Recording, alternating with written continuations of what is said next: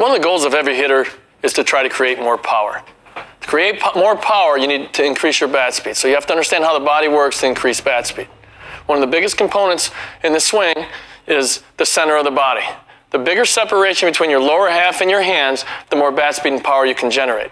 There's elastic regions that run through your body, and the bigger stretch that we get, the more bat speed we're going to create. So think of this. You're taking a rubber band and you start to stretch it. And then if you could just stretch it just a little bit more, eventually it's going to snap and pop. And that's the separation between your lower half and your hands. Once your stride foot comes down and your front hip starts to open, your hands are going to remain back. And the bigger this stretch, eventually it's going to snap and release.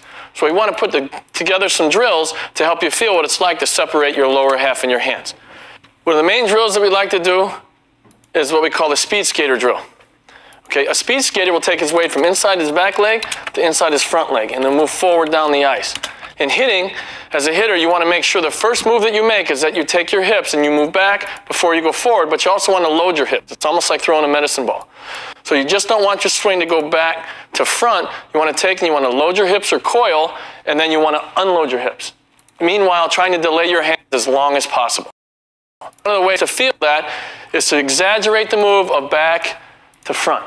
So you get in your stance, you're going to work back through the middle of the field, get in your setup, your first move is going to tuck back, your next move is going to hit forward, and you're going to try to drive your back through, maintaining your center, your axis, and trying to stay behind the ball the whole way. Your weight go from back to front to hit. Now let's see.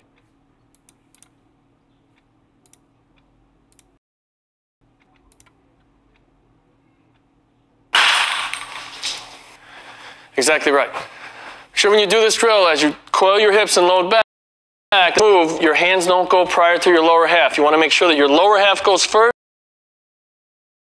and then the hands are going to come last.